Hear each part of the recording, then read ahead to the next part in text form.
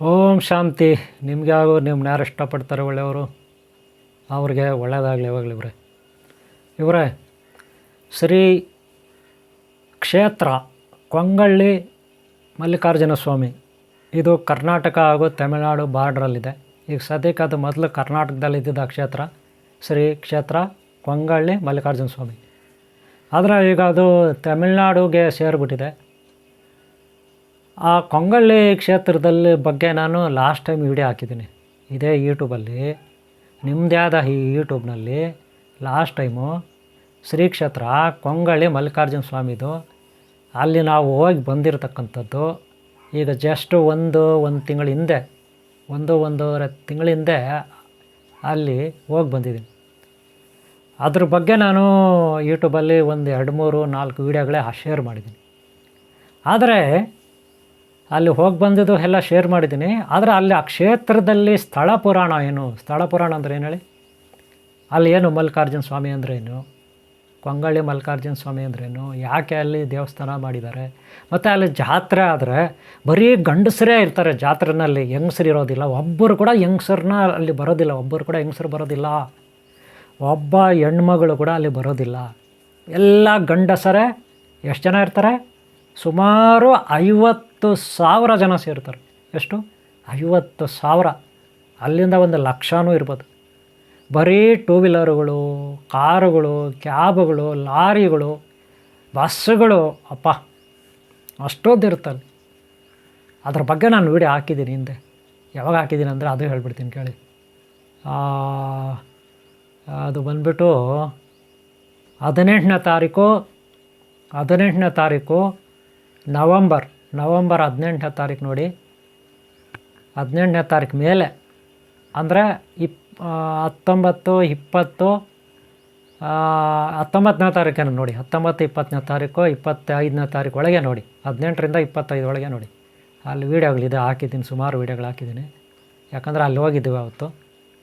ಅಲ್ಲಿಂದೆಲ್ಲ ವೀಡಿಯೋಗಳು ಮಾಡ್ಕೊಂಡು ಬಂದು ನಾನು ಹಾಕಿದ್ದೀನಿ. ಅಲ್ಲಿ ವಿಶೇಷ ಏನಪ್ಪ ಅಂದರೆ ಎಲ್ಲ ಗಂಡಸರೇ, ಹೆಂಗಸರು ಇರಲ್ಲ. ಯಾಕೆ? ಇದೊಂದು ಪ್ರಶ್ನೆಯನ್ನು ನನಗೆ ನಮ್ಮ ಆನ್ಲೈನ್ ಕ್ಲಾಸಲ್ಲಿ ನಾರಾಯಣ ರೆಡ್ಡಿ ಅಂತ ಆನ್ಲೈನ್ ಕ್ಲಾಸಲ್ಲಿ ನಾನು ಆನ್ಲೈನ್ ಕ್ಲಾಸ್ ಮಾಡ್ತೀನಿಲ್ಲ ಅಲ್ವಾ, ಇಲ್ಲಿ ಸಪ್ತಚಕ್ರಗಳು ಹಾಗೂ ಕುಂಡಲನೆ ಯೋಗ ಸಾಧನೆ ಹಾಗೂ ಯಂತ್ರ ತಂತ್ರ ಮಂತ್ರ ವಿದ್ಯೆಗಳೆಲ್ಲ ಕಲಿಸ್ತಕ್ಕಂಥ ಆನ್ಲೈನ್ ಕ್ಲಾಸ್ ಇಲ್ಲಿ ಮಾಡ್ತೀನಿ. ಕೆಲವು ಬ್ಯಾಚ್ಗಳಿರುತ್ತೆ, ಒಂದಷ್ಟು ಜನ ವಿದ್ಯಾರ್ಥಿಗಳು ಕಲಿತಾ ಇದ್ದಾರೆ. ಇದರಲ್ಲಿ ನಾರಾಯಣ ರೆಡ್ಡಿ ಕೋಲಾರ ಜಿಲ್ಲೆ, ನಾರಾಯಣ ರೆಡ್ಡಿ ಕೋಲಾರ ಜಿಲ್ಲೆ. ಇವರು ನನಗೆ ಚಿಕ್ಕ ಹುಡುಗ ಬಾಲ್ಯ ಸ್ನೇಹಿತರು ಕೂಡ ಹೌದು. ಹಾಗೆ ನಮ್ಮ ಹಳ್ಳಿಯವರು ಕೂಡ ಹೌದು. ಇವರು ಗೊತ್ತಾಯ್ತಲ್ಲ. ಇವರು ಒಂದು ಪ್ರಶ್ನೆ ಕೇಳಿದ್ದಾರೆ. ಏನಂತಂದರೆ, ಗುರುಗಳೇ ಯಾಕೆ ಕೊಂಗಳ್ಳಿನಲ್ಲಿ ಹೆಣ್ಮಕ್ಳು ಹೋಗೋದಿಲ್ಲ ಜಾತ್ರೆಗೆ, ಬರೀ ಗಂಡಸರೇ ಹಾಕಿರ್ತಾರೆ, ಹೆಣ್ಮಕ್ಳು ಯಾಕೆ ಹೋಗೋಲ್ಲ, ಏನು ಕಾರಣ, ಅದಕ್ಕೆ ಕಾರಣ ಏನು ತಿಳಿಸ್ಕೊಡಿ ಅಂದ್ಬಿಟ್ಟು ಒಂದು ಪ್ರೋಗ್ರಾಮ್ ಮಾಡಿ ಹಾಕಿ ಅಂತ ಹೇಳಿದ್ದಾರೆ. ನಮಗೆ ಸಂದೇಹ ಇದೆ ಅಂದ್ಬಿಟ್ಟು. ಆಲ್ರೆಡಿ ಇದರ ಬಗ್ಗೆ ಸಾಕಷ್ಟು ಮಂದಿ ಮಾಡಿದ್ದಾರೆ ವೀಡಿಯೋ. ಆ ವಿಡಿಯೋಗಳನ್ನು ಕೆಲವರು ನೋಡಿರ್ಬೋದು, ಕೆಲವರು ನೋಡದೇ ಇರ್ಬೋದು. ಆದರೆ ನಾನೀಗ ಅದ್ರ ಬಗ್ಗೆ ನಿಮಗೆ ಒಂದು ಸಣ್ಣ ಮಾಹಿತಿ ಕೊಡ್ತೀನಿ. ಅಲ್ಲಿ ಮಲ್ಲಿಕಾರ್ಜುನ ಸ್ವಾಮಿ ಅಂದರೆ ನಿಮಗೆಲ್ಲ ಗೊತ್ತಿರಾಗೆ ಶ್ರೀಶೈಲ ಮಲ್ಲಿಕಾರ್ಜುನ ಸ್ವಾಮಿ. ಯಾರು? ಶ್ರೀಶೈಲ ಮಲ್ಲಿಕಾರ್ಜುನ ಸ್ವಾಮಿ. ಶ್ರೀಶೈಲ ಮಲ್ಲಿಕಾರ್ಜುನ ಸ್ವಾಮಿ ಅಂದರೆ ಕುಮಾರಸ್ವಾಮಿ ಇದೆಲ್ಲ ಇರುತ್ತೆ. ಅಲ್ಲಿ ಈಶ್ವರನು ಮಲ್ಲಿಕಾರ್ಜುನ ಸ್ವಾಮಿಯಾಗಿ ಇದ್ದಾನೆ, ಶಿವಶಕ್ತಿ ಮಲ್ಲಿಕಾರ್ಜುನ ಸ್ವಾಮಿಯಾಗಿದ್ದಾರೆ. ಮಲ್ಲಿಕಾ ಅಂದರೆ ಜಗನ್ಮಾತೆ ಪಾರ್ವತಿ. ಮಲ್ಲಿಗ ಅಂದರೆ ಗೊತ್ತಾ ನಿಮಗೆ? ಮಲ್ಲಿಗ ಅಂತ ತಮಿಳಲ್ಲಿ ಹೇಳ್ತಾರೆ. ಮಲ್ಲಿಗ ಅಂತಾರೆ ತಮಿಳಲ್ಲಿ. ಮಲ್ಲಿಗ ಅಂದರೆ ಮಲ್ಲಿಗೆ ಅಂತ, ಇನ್ನೇನಿಲ್ಲ. ಮಲ್ಲಿಕಾ ಅಂತ. ಮಲ್ಲಿಕಾ ಕಾಪುರ ಅಲ್ಲ. ಆಮೇಲೆ ಇನ್ನೇನೋ ತಿಳ್ಕೊಬೇಡ್ರಿ. ಮಲ್ಲಿಕಾ ಅಂದರೆ ನಾಗದೇವತೆ ಅಥವಾ ಪಾರ್ವತಿ ಅಂತ. ಗೊತ್ತಾಯ್ತಲ್ಲ. ಶ್ರೀಶೈಲ ಪರ್ವತ ಇದೆ ಗೊತ್ತಲ್ಲ, ಶ್ರೀಶೈಲಂ ಗೊತ್ತಲ್ಲ. ಕುಮಾರಸ್ವಾಮಿ, ಮುರುಘಾ ದೇವರು, ಷಣ್ಮುಗ ದೇವರು, ಬಾಲಸುಬ್ರಹ್ಮಣ್ಯ ದೇವರು ಕುಮಾರಸ್ವಾಮಿ. ಶ್ರೀ ವೆಳ್ಳಿಮಾತ್ ದೇವಸ್ಥಾನ ಮಾತ್ರ ಕುಮಾರಸ್ವಾಮಿ. ಈಗ ಘಾಟಿ ಸುಬ್ರಹ್ಮಣ್ಯ, ಕುಕ್ಕೆ ಸುಬ್ರಹ್ಮಣ್ಯ ಇತ್ಯಾದಿ ನೀವು ಹೇಳ್ತೀರಲ್ಲ, ಹಾಗೆ ಮಲ್ಲಿಕಾರ್ಜುನ ಸ್ವಾಮಿ. ಅಲ್ಲಿ ಮಲ್ಲಿಕಾರ್ಜುನ ಸ್ವಾಮಿ, ಶಿವ ಪಾರ್ವತಿ ಶಕ್ತಿ ಮಲ್ಲಿಕಾರ್ಜುನ ಸ್ವಾಮಿ ಆಗಿದ್ದಾರೆ.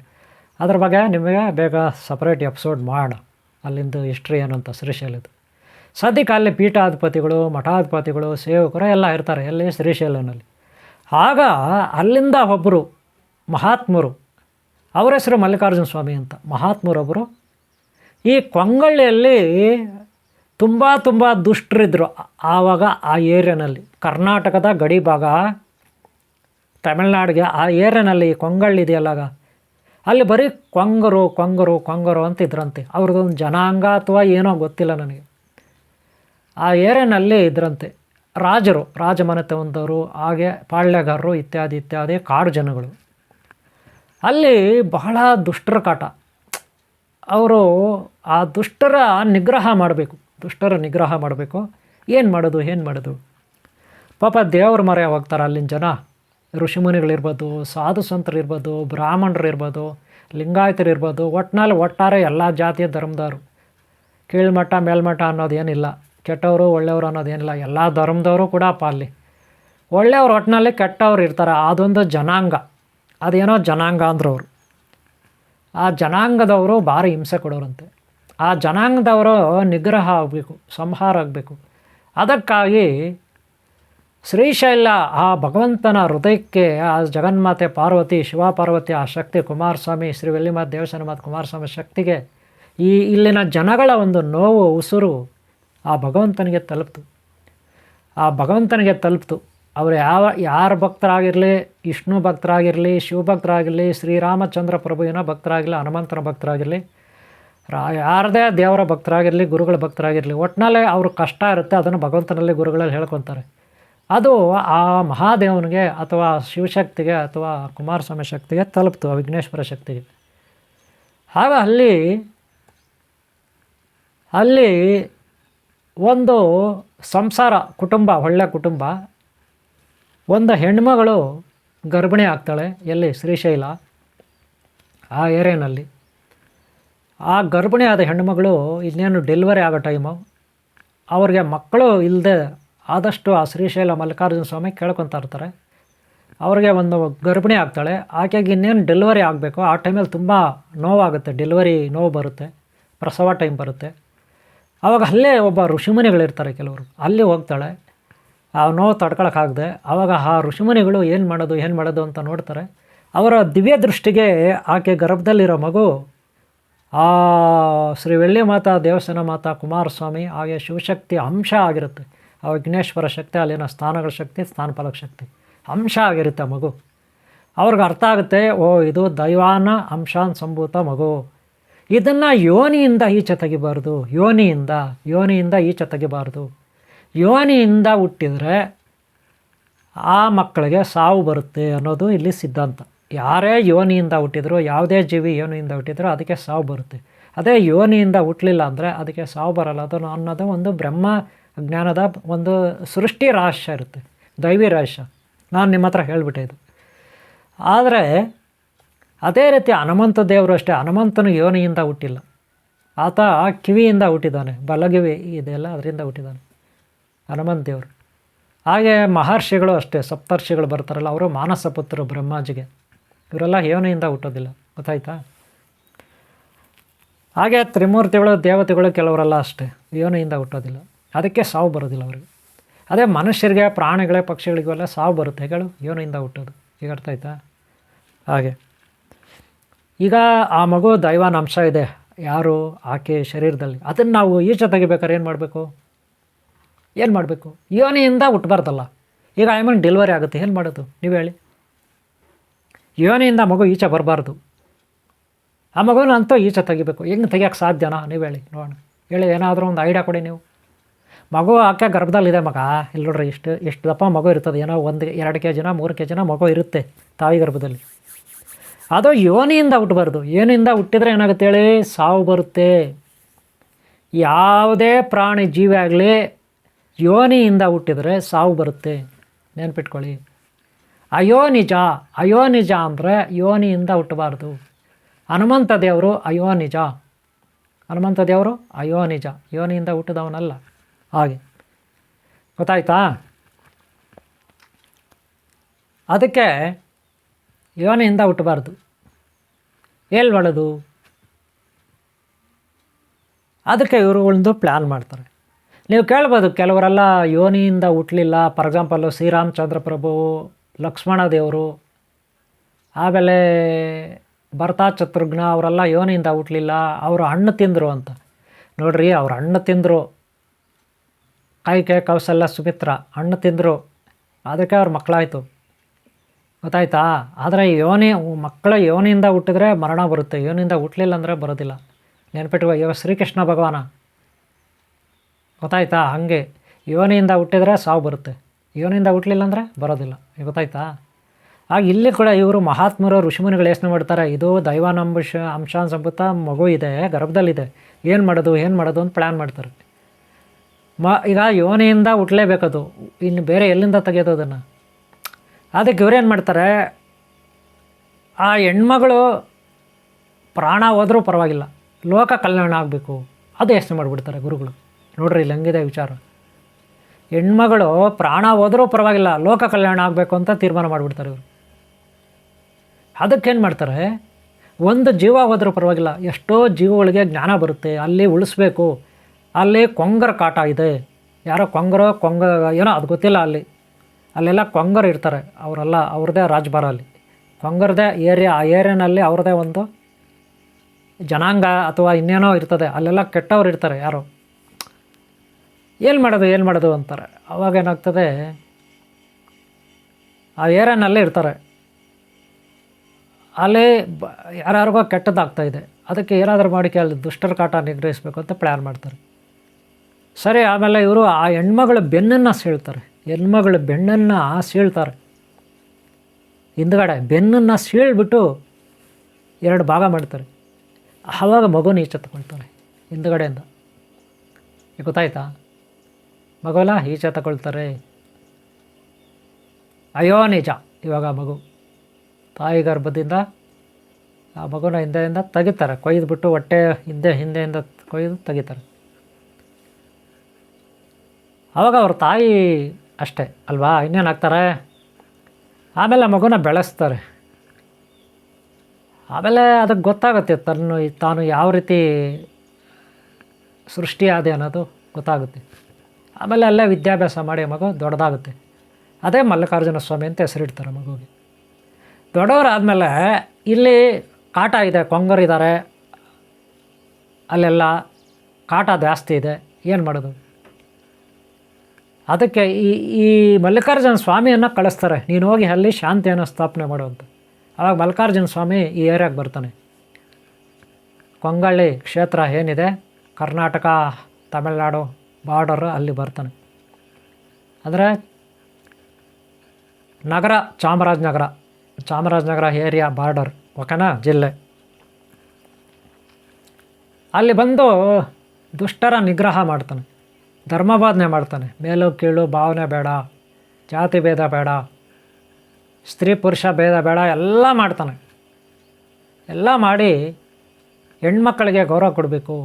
ಯಾಕಂದರೆ ನಾನು ಚಿಕ್ಕ ಹುಡುಗಲ್ಲಿ ತಾಯಿನ ಕಳ್ಕೊಂಡೆ, ನಮ್ಮ ತಾಯಿಗೆ ತುಂಬ ಕಷ್ಟ ಆಯಿತು ನನ್ನ ಡೆಲಿವರಿ ಟೈಮಲ್ಲಿ, ಹೆಣ್ಮಕ್ಳಿಗೆ ಯಾವತ್ತೂ ಇನ್ಮೇಲೆ ಆ ಕಷ್ಟ ಬರಬಾರ್ದು ಅಂತ ಚಿಂತೆ ಮಾಡ್ತಾನೆ ಮಲ್ಲಿಕಾರ್ಜುನ ಸ್ವಾಮಿ. ಹೆಣ್ಮಕ್ಳಿಗೆ ನನ್ನಿಂದ ತೊಂದರೆ ಆಗಬಾರ್ದು, ನೋವಾಗಬಾರ್ದು ಅಂತ. ಅದಕ್ಕೆ ಆತ ಮದುವೆನೇ ಮಾಡ್ಕೊಳ್ಳಲ್ಲ. ಯಾರು? ಮಲ್ಲಿಕಾರ್ಜುನ ಸ್ವಾಮಿ ಮದುವೆ ಮಾಡ್ಕೊಳ್ಳಲ್ಲ. ಆಮೇಲೆ ಏನು ಮಾಡ್ತಾನೆ, ಬ್ರಹ್ಮಚಾರಿಯಾಗೆ ಉಳ್ಕೊಳ್ತಾನೆ. ಹಾಗೆ ಧರ್ಮ ಪ್ರಚಾರ ಮಾಡಿ ಮಾಡಿ ಮಾಡಿ ಇರಬೇಕಾದ್ರೆ ಒಬ್ಬ ಹೆಣ್ಮಗಳು ಗಿರಿಜಾ ಇರಬೇಕು ಅವ್ರ ಹೆಸರು. ಆಯಮ್ಮ ಏನು ಮಾಡ್ತಾಳೆ, ಮದುವೆ ಮಾಡ್ಕೋಬೇಕು ಅಂತ ಬರ್ತಾಳೆ ಆಯಮ್ಮ. ಆದರೆ ಈತ ಒಪ್ಪೋದಿಲ್ಲ. ಆದರೂ ಆಕೆ ಈತನ ಮೇಲೆ ಬೀಳಕ್ಕೆ ಹೋಗ್ತಾಳೆ, ಈತನ ತಪಸ್ಸಿಗೆಲ್ಲ ಭಂಗ ಮಾಡ್ತಿರ್ತಾಳೆ. ಆಗಾಗ ಸ್ವಲ್ಪ ಗೊತ್ತಲ್ಲ, ಸುಮ್ಮನೆ ತರಳೆ ಮಾಡೋದು, ತೀಟೆ ಮಾಡೋದು, ಚುಡಾಯಿಸೋದು ಅಂತಿರಲ್ಲ, ಅದು ಚುಡಾಯಿಸೋದು, ಹುಡುಗಾಟಿಕೆ ಆಡ್ತಿರ್ತಾಳೆ. ಈತನಿಗೆ ಎಷ್ಟು ಹೇಳಿದ್ರೂ ಕೇಳಲ್ಲ, ಕೋಪ ಬರುತ್ತೆ. ಆಕೆ ಏನು ಮಾಡ್ತಾಳೆ, ಕಲ್ಲಾಗಿ ಹೋಗ್ತಾಳೆ, ಸುಟ್ಟು ಬುದ್ಧಿ ಕಲ್ಲಾಗಿ ಹೋಗ್ತಾಳೆ, ಕಲ್ಲಾಗಿ ಕಲ್ಲಾಗ್ಬಿಡ್ತಾಳೆ ಆಕೆ. ಅಲ್ಲೇ ಒಂದು ಕಾಡಲ್ಲಿ, ಈಗ ಕೊಂಗಳ್ಳಿ ಕ್ಷೇತ್ರ ಇದೆ, ಅಲ್ಲಿಂದ ಒಂದು ಸ್ವಲ್ಪ ಕಿಲೋಮೀಟ್ರ್ ದೂರದಲ್ಲಿ. ಆದರೆ ಆಮೇಲೆ ಯಾವ ಹೆಣ್ಮಕ್ಳು ಅವ್ರ ಹತ್ರ ಹೋಗೋಕ್ಕೆ ಭಯ ಆಗ್ತದೆ. ಇವ್ರ ಹತ್ರ ಹೋದರೆ ಕಲ್ಲಾಗ್ಬಿಡ್ತಾರೆ ಅಂತ. ಹಂಗಂತ ಏಕಾಕಿ ಕಲ್ಲಾಗಲ್ಲ ರೀ, ಏನೋ ಸ್ವಲ್ಪ ದಿನ ಆದಮೇಲೆ ಹಾಕ್ತಾರೆ. ಸಿನಿಮಾಗಳಲ್ಲೆಲ್ಲ ಹಂಗೆ ತೋರಿಸ್ಬಿಡ್ತಾರೆ, ಅದೆಲ್ಲ ನೀವೇನು ತಿಳ್ಕೊಬೇಡಿ. ಆಕೆ ಕಲ್ಲಾಗಿ ಹೋಗ್ತಾಳೆ ಅನ್ನೋದು. ಆದರೆ ಕಲ್ಲಾದ್ಲೋ ಇಲ್ವಾ ಆಕೆ ಏನೋ ಆದ್ಲು ಬಿಡಿ, ಅದು ಆಮೇಲೆ ವಿಚಾರ. ಆವತ್ತಿಂದ ಆಮೇಲೆ ಇವರು ಸ್ವಲ್ಪ ದಿನ ಧರ್ಮ ಪ್ರಚಾರ ಮಾಡ್ತಾರೆ, ತಪಸ್ಸಾಧನೆ ಮಾಡ್ತಾರೆ, ಯೋಗ ಸಾಧನೆ ಮಾಡ್ತಾರೆ, ಎಷ್ಟೋ ಜನನ ಶಿಷ್ಯರನ್ನು ತಯಾರು ಮಾಡ್ತಾರೆ. ಲೋಕ ಕಲ್ಯಾಣ ಆಗುತ್ತೆ ಅವರಿಂದ. ಎಲ್ಲರಿಗೂ ಆರೋಗ್ಯ ಭಾಗ್ಯ, ದಾರಿದ್ರ್ಯ ನಿವಾರಣೆ ಇವೆಲ್ಲ ಆಗುತ್ತೆ. ವಿದ್ಯೆ ಇನ್ನೊಂದು ಎಲ್ಲ ಕೊಡ್ತಾರೆ. ಗುರುಕುಲ ಶಿಕ್ಷಣ ಎಲ್ಲ ಕೊಡ್ತಾರೆ, ಉದ್ಧಾರ ಮಾಡ್ತಾರೆ, ಜಗತ್ತಿನ ಕಲ್ಯಾಣ ಮಾಡ್ತಾರೆ. ಆಮೇಲೆ ಕೊನೆಗಾಲದಲ್ಲಿ ಇವರು ಸಮಾಧಿಷ್ಠರಾಗ್ತಾರೆ. ಅವರು ಸಮಾಧಿ ಆದ ಸ್ಥಳವೇ ಶ್ರೀ ಕ್ಷೇತ್ರ ಕೊಂಗಳ್ಳಿ ಮಲ್ಲಿಕಾರ್ಜುನ ಸ್ವಾಮಿ ಕ್ಷೇತ್ರ. ಅನಂತರ ಯಾವ ಸ್ತ್ರೀಯರು ಅಲ್ಲಿ ಹೋಗಲ್ಲ, ಯಾವ ಸ್ತ್ರೀಯರು ಅಲ್ಲಿ ಆ ಕ್ಷೇತ್ರಕ್ಕೆ ಹೋಗೋದಿಲ್ಲ, ಭಯ ಪಡ್ತಾರೆ.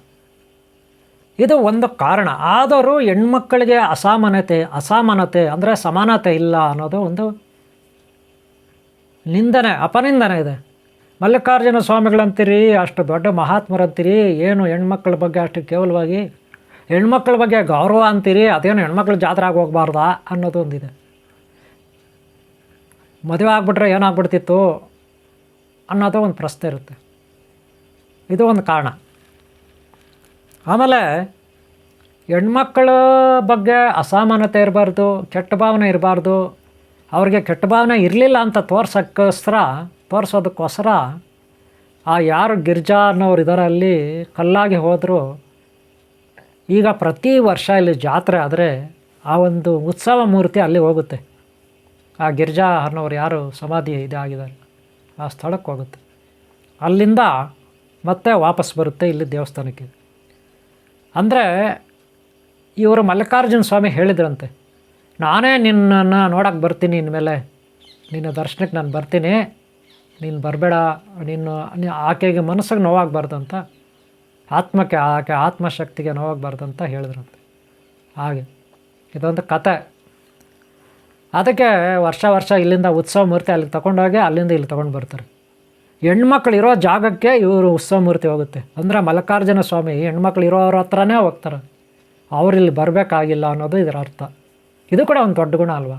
ಒಬ್ಬ ಮಹಾತ್ಮರು ಗುರುಗಳು ಅವ್ರ ಜಾಗಕ್ಕೆ ಹೋಗ್ತಾರೆ, ಅವರಿಲ್ಲಿ ಬರೋಷ್ಟೇ ಇಲ್ಲ ಅಂದರೆ ಇದೊಂದು ಒಳ್ಳೆಯ ಗೌರವ ಅಲ್ವಾ ಹೆಣ್ಮಕ್ಳ ಬಗ್ಗೆ. ಇದೊಂದು ಓಕೆನಾ. ಇನ್ನೂ ಒಂದು ಕಾರಣ ಏನಪ್ಪ ಅಂದರೆ, ಆ ಕಾಲದಲ್ಲಿ ಆ ಏರಿಯಾನಲ್ಲಿ ಕಳ್ಳಕಾಕರು, ಅದೇ ಹೇಳಿದ್ರಲ್ಲ ಕೊಂಗರೋ ಏನೋ ಅಂತ, ಈ ರೀತಿ ಕಳ್ಳಕಾಕರು ಆ ಏರಿಯಾನಲ್ಲಿದ್ದರು. ನನಗಷ್ಟು ಗೊತ್ತಿಲ್ಲ, ಆವಾಗ ನಾವು ನೋಡಿದ್ದೀವ ಯಾರು ಕೆಟ್ಟವರು ಯಾರು ಒಳ್ಳೆಯವರು ಅಂತ ಗೊತ್ತಿಲ್ಲ. ನಾವು ಏನೋ ಅಲ್ಲಿ ಸ್ಥಳ ಪುರಾಣ ಇನ್ನೊಂದು ಮತ್ತೊಂದು ಯಾರು ಹೇಳ್ಕೊಂಡು ಬಾಯಿಂದ ಬಾಯಿಗೆ ಬಂದಿರೋದು ನಾವು ಇವತ್ತು ಕೇಳಿಸ್ಕೊಂಡಿದ್ವಿ, ನಿಮ್ಮ ಹತ್ರ ಹೇಳ್ತಾಯಿದ್ವಿ. ನಮ್ಮ ದಿವ್ಯ ದೃಷ್ಟಿಗೇನು ಅಷ್ಟು ಗೊತ್ತಿಲ್ಲ, ಒಂದು ಸ್ವಲ್ಪ ಗೊತ್ತು, ಅದ್ರ ಜೊತೆಗೆ ಇನ್ನೊಂದು ಎಕ್ಸ್ಟ್ರಾ ಒಂದಷ್ಟು ಹೇಳ್ತಾಯಿದ್ವಿ. ಇನ್ನೂ ಒಂದು ಕತೆ ಏನಪ್ಪ ಅಂದರೆ, ಆ ಕಾಲದಲ್ಲೆಲ್ಲ ಕ್ರೂರ ಮೃಗಗಳು, ಬರೀ ಕಾಡು ಇರ್ತಾಯಿತ್ತು. ಕಾಡಲ್ಲಿ ಕ್ರೂರ ಪ್ರಾಣಿಗಳು, ಕೆಲವರು ಗರ್ಭಿಣಿಯರಾಗಿರ್ತಾರೆ, ಅಂಥವ್ರೆಲ್ಲ ಅಲ್ಲಿ ಹೋಗ್ಬಿಟ್ರೆ ಕ್ರೂರ ಪ್ರಾಣಿಗಳು ಬಂದಾಗ ಆನೆಗಳು, ಇನ್ನೊಂದು ಸಿಂಹ, ಕರಡಿ, ಹಂದಿಗಳು ಇವೆಲ್ಲ ಬರ್ತವೆ. ಅವಾಗೆಲ್ಲ ಈ ಥರ ಕಾರುಗಳು ಬಸ್ಸುಗಳು ಇರಲಿಲ್ಲ, ಎತ್ತಿನ ಗಾಡಿಗಳು ಜಟಕಾ ಗಾಡಿಗಳು ಅಷ್ಟೇ ಇತ್ತು. ಆವಾಗ ಆನೆಗಳು ಬಂದುಬಿಟ್ರೆ ಏನು ಮಾಡೋದು, ಸಿಂಹಗಳು ಬಂದುಬಿಟ್ರೆ ಏನು ಮಾಡೋದು, ಹುಲಿಗಳು ಬಂದುಬಿಟ್ರೆ ಏನು ಮಾಡೋದು, ಇವರೆಲ್ಲ ಮಕ್ಕಳ ಮರಿ ಹೆಣ್ಮಕ್ಳೆಲ್ಲ ಹೋಗ್ತಾರೆ. ಗಂಡಸರೇನೋ ತಪ್ಪಿಸ್ಕೊಳ್ತಾರೆ, ಗಂಡಸರೇನೋ ಫೈಟ್ ಮಾಡ್ತಾರೆ. ಅವಾಗ ಹೆಣ್ಮಕ್ಳನ್ನ ಕಾಪಾಡ್ಕೊಳ್ಳೋದಂಗೆ, ಚಿಕ್ಕ ಮಕ್ಕಳನ್ನ ಕಾಪಾಡ್ಕೊಳ್ಳೋದಂಗೆ, ಮುದುಕೇರು ವಯಸ್ಸಾಗಿರೋ ಮುದುಕೇರನ್ನ ಕಾಪಾಡ್ಕೊಳ್ಳೋದಾಗಿ, ಪ್ರೆಗ್ನೆನ್ಸಿ ಗರ್ಭಿಣಿಯರಾಗಿರ್ತಾರೆ ಅವರು ಬಂದಿರ್ತಾರೆ ದೇವಸ್ಥಾನಕ್ಕೆ, ಅವ್ರನ್ನ ಹೆಂಗೆ ಕಾಪಾಡ್ಕೊಳ್ಳೋದು ನೀವು ಹೇಳಿ ಮಾರಾಯರೆ. ಇದು ಆಗುತ್ತಾ? ಅಷ್ಟು ಈಸಿನಾ? ಅಲ್ಲ, ಅದು ನಮ್ಮ ಜೀವ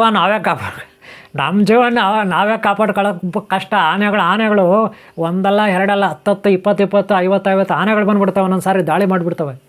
ಅವು ಬಂದರೆ ಏನು ಅಲ್ಲ, ಅವು ಪಾಡ್ಗೆ ಹೋದ್ರೆ ಪರವಾಗಿಲ್ಲ. ಸಿಂಹಗಳು ಬಂದುಬಿಡ್ತಾವೆ ರೀ, ಒಂದಲ್ಲ ಎರಡಲ್ಲ 10 ಸಿಂಹ ಬಂದುಬಿಡ್ತವೆ. ತೋಳಗಳು ಬಂದುಬಿಡ್ತಾವೆ, ದಾಳಿ ಮಾಡ್ತವೆ. ತೋಳಗಳು ಕರಡಿಗಳು, ಮುಳ್ಳಂದೆಗಳು ಇವೆಲ್ಲ ಬರ್ತವೆ, ಹಂದೆಗಳು ಏನೇನೋ ಬರ್ತಾವೆ ರೀ. ಆವಾಗ ಮಕ್ಕಳನ್ನ ಹೆಂಗೆ ಕಾಪಾಡ್ಕೊಳ್ಳೋದು, ಗರ್ಭಿಣಿಯ ಸ್ತ್ರೀಯರನ್ನ ಹೆಂಗೆ ಕಾಪಾಡ್ಕೊಳ್ಳೋದು, ಮುದುಕೇರು ದೇವರೇ ಗತಿ ಅಲ್ವಾ. ಅದಕ್ಕೆ ಅಯ್ಯೋ ಇವ್ರನ್ನ ಕರ್ಕೊಂಡೋಗೋದು ಬೇಡ ಜಾತ್ರೆಗೆ, ಈ ಸವಾಸಾಲು ಬೇಡ, ಪ್ರಾಣಿಗಳೋಗುತ್ತೆ, ಜೀವಗಳೋಗುತ್ತೆ, ಯಾಕಪ್ಪ ಬೇಕು ಆ ಕರ್ಮ ಅಂದ್ಬಿಟ್ಟು ಹೆಣ್ಮಕ್ಳೆಲ್ಲ ಇಲ್ಲಿ ಬರೋದು ಬೇಡ. ಮಕ್ಕಳು ಆಗಿರ್ತಾವಂಥ ಘಟನೆಗಳಾಗಿರುತ್ತೆ, ಇಲ್ಲಾಂದ್ರೆ ಅವ್ರು ಅಷ್ಟು ಈಸಿಯಾಗಿ ಹೇಳಲ್ಲ. ಪಾಪ ಎಷ್ಟೋ ಜನ ಪ್ರೆಗ್ನೆನ್ಸಿ ಇರೋರು ಸತ್ತೋಗಿರ್ತಾರೆ, ಕ್ರೂರ ಮೃಗಗಳು ಮಕ್ಕಳು ಹೋಗಿರ್ತಾರೆ.